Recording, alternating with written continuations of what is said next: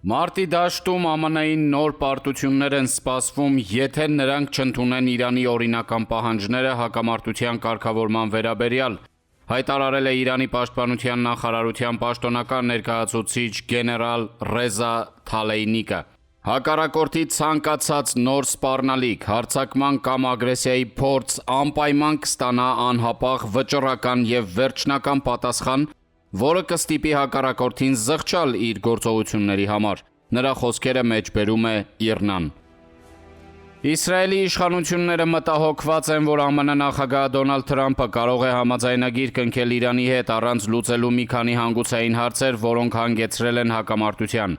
Այս մասին հաղորդում է CNN հեռուստաալիքը, հղում անելով Իսրայելի բարձրաստիճան պաշտոնյաների։ Կան իրական մտահոգություններ, որ Թրամփը վատ գործարք կկնքի, ասել է հեռուստաալիքի զրուցակիցներից մեկը։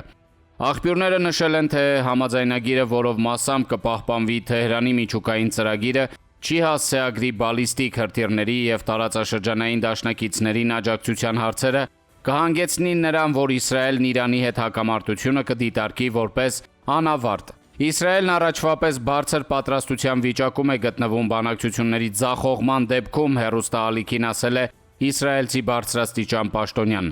Նրա խոսքով էսկալացումն իրատեսական սցենար է, եթե իրանցիները շարունակեն խաղալ եւ ձգձգել բանակցությունները։ Օրեր առաջ CNN հեռուստաալիքը հղում անելով իրազեկ աղբյուրների հաղորդել էր, որ Թրամփն ավելի ու ավելի է հիասթափվում այն բանից, թե ինչպես է Իրանը բանակցություններ վարում եւ վերջին օրերին նա ավելի լրջորեն է քննարկում Թեհրանի դեմ խոշոր ռազմական գործողությունների վերսկսման հնարավորությունը։ Չինաստան այցին ընդառաջ Սպիտակ տանը հավատարմագրված լրագրողները Միացյալ Նահանգների նախագահին հարցրել են Դոնեցկի մարզի ուկրաինական վերահսկողության ներքո տարածքների հարցում Վլադիմիր Պուտինի հետ փոխըմբռնման մասին, ինչին Դոնալդ Թրամփը կտրուկ եւ շատ հակիրճ պատասխանել է. ոչ։ Քարոզչությունը, որ անցյալ տարի Անկորիջում ԱՄՆ եւ Ռուսաստանի նախագահները ուկրաինական կարգավորման տարածքային բաղադրիչի շուրջ ընդհանուր պատկերացման են հասել, պարբերաբար շրջանառվում է ՌԴ նախագահի օգնական Ուշակովի, մամուլի քարտուղար Պեսկովի կողմից։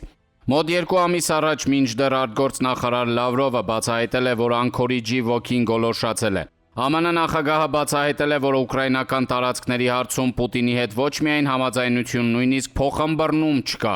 Խոսքը կարգավորման տարբերակի մասին է, որ ենթադրում է ուկրաինական զորքերի դուրսբերում Դոնեցկի մարզից, որի դիմաց Ռուսաստանը պատրաստ է զորքերի շփման գծով հրադադար հաստատել։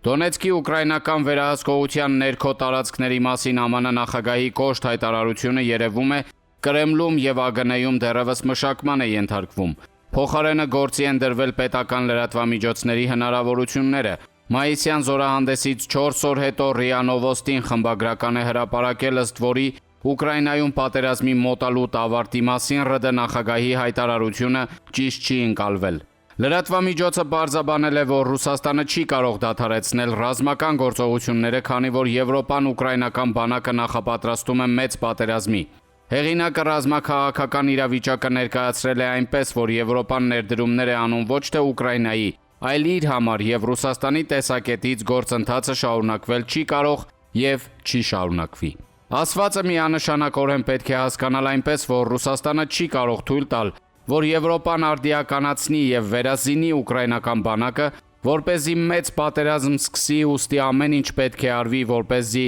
ուկրաինական զինուժը ջախջախվի։ Ըստ Financial Times-ի իրազեկ աղբյուրների, Պուտինը Դոնբասով չի բավարարվի, նրա նպատակը Կիևն է։ Ամենայն հավանականությամբ դա մոտ է իրականությանը։ Հակառակ պարագայում Պուտինը չէր արտոնի, որ Պետդումայի падգամավոր Զատուլինը պետական հեռուստատեսության եթերում թվարկեր հատուկ ռազմական գործողության հռչակած նպատակները եւ ամփոփեր, որ դրանցից ոչ մեկը իրականացված չէ։ Մոսկվան երևում է վերաձևակերպել է Ուկրաինայի պետականության ոչնչացման ծրագիրը։ Մայիսի 13-ին մեկնարկել է ԱՄՆ նախագահ Դոնալդ Թրամփի պետական այցը Չինաստան։ Այն կտևի մինչև մայիսի 15-ը։ Հիմնական բանակցությունները կկայանան մայիսի 14-ին։ Պեկին ուղևորվելուց առաջ Միացյալ Նահանգների նախագահն անոնսավորել է, որ Չինաստանի առաջնորդի հետ կքննարկի առևտրային հարաբերությունների եւ Թայվանի, ինչպես նաեւ հոյակապ երկիր Իրանի հետ կապված հարցեր։ Սպիտակ տան ակնկալիքները, որ Թեհրանը կընդունի գործարքի ամերիկյան պայմանները եւ Թրամփը Սի Ցինփինին կներկայանա որպես հաղթած առաջնորդ, չեն արդարացել։ Ու թեև վերջին հարցումները վկայում են, որ ամերիկացիների ավելի քան 60%-ը դեմ է պատերազմին, CNN հեռուստաընկերությունը հղելով իր աղբյուրներին հայտնել է, որ Թրամփը գնալով ավելի է հակվում մարտական գործողությունները վերսկսելու անհրաժեշտությանը։ Ռուսաստանյան Նեզավիսիմայա գազետան փորձել է իմի բերել Սի Ցինփին Թրամփ բանակցությունների շուրջ ամերիկյան փորձագետների կանխատեսումները։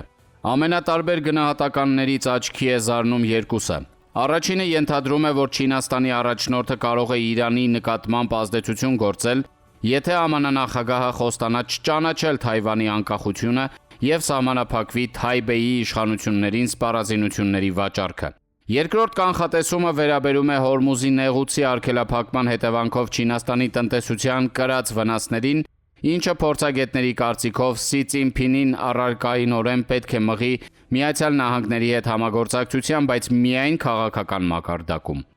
Ինչ կտան Սի Ցինփին Դոնալդ Թրամփ բանակցությունները պարզ կլինի առաջիկա մի քանի օրերին։ Ուշագրավ է, որ Թրամփի Պեկին ուղևորվելուն զուգահեռ Կրեմլի մամուլի քարտուղար Դմիտրի Պեսկովը 10-ին ասել է, որ ՌԴ նախագահ Պուտինի Պեկին այցի նախապատրաստությունը մոտենում է ավարտին։ Չինաստան մեկնելուց առաջ ԱՄՆ նախագահը Սպիտակ տանը հավատարմագրված լրագրողների հետ ճեպազրույց է անցկացրել, որի ընթացքում նրան ուղղվել է նաև Ռուսաստան այցի մասին հարց։ Դա հնարավոր է, հակիրճ պատասխանել է Թրամփը։ Անցյալ տարվա օգոստոսին Ալյասկայում կայացել է Թրամփ-Պուտին գագաթնաժողով, որի ընթացքում հաջորդ հանդիպումը Ռուսաստանում անցկացնելու պայմանավորվածություն է ձեռք բերվել։ Ըստ այդմ ԱՄՆ նախագահը դա հնարավոր է ասելով նկատի ունեցել այս տարի Ռուսաստան իր այցը։ Արդյոք հնարավոր է, որ նոր աշխարհակարգը սահմանվի Թրամփ, Սի Ցինփին, Պուտին համաձայնությամբ։ ԱՄՆ-ում գործող Ատլանտյան խորհուրդը, որ ունի ՆԱՏՕ-ի ուղեղային կենտրոնի համարում, զեկույց է հրապարակել եւ Միացյալ Նահանգների կառավարությանը խորհուրդ է տվել Ադրբեջանի հետ ռազմավարական համագործակցություն հաստատել։ Հեղինակավոր վերլուծական կենտրոնի գնահատմամբ Սպիտակ տունը պետք է նախաձեռնի Ազատության աջակցության ակտի 907-րդ ուղղումը չեղարկելու գործընթաց։ Այդ ուղղումը Միացյալ Նահանգների կոնգրեսն ընդունել է 1992 թվականի աշնանը։ 2001 թվականին ամերիկյան օրենսդիրները ԱՄՆ նախագահին արտոնել են մասնակիորեն շրջանցել Ադրբեջանի կառավարության հետ համագործակցության արգելքը։ Դա պայմանավորված էր Աֆղանստան փոխադրումների համար Ադրբեջանի ենթակառուցվածքներն օգտագործելու անհրաժեշտությամբ։ Այդուհանդերձ օրենքը շարունակում է մնալ ուժի մեջ եւ մասնավորապես Սպիտակ տանն արգելում է Ադրբեջանին սպառազինություններ վաճառել։ Ըստ մամուլի տեղեկացվածության Ատլանտյան խորհուրդը Սպիտակ տանն առաջարկում է Ադրբեջանում քաղբանտարկյալների եւ հայազգի պահվող անձանց ազատ արձակման դիմաց չեղարկել այդ արգելքը։ Որպես նախադեպ, ընդ որում վկայակոչվում է Բելարուսի իշխանությունների հետ վերջերս իրականացված գործարքը։ Ազատության աջակցության ակտի 907-րդ ուղղումը իրավական միակ ակտն է, որ Ղարաբաղյան հակամարտությունը ճանաչել է Ադրբեջանի կողմից Լեռնային Ղարաբաղի դեմ պատերազմ, ինչպես նաև նրա կողմից Հայաստանի շրջափակումը։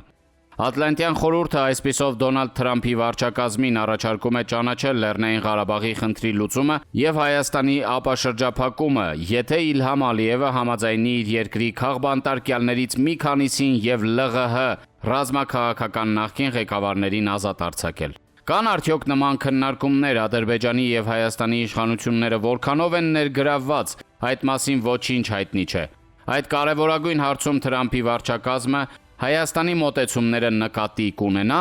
Ալիևը կհամաձայնի։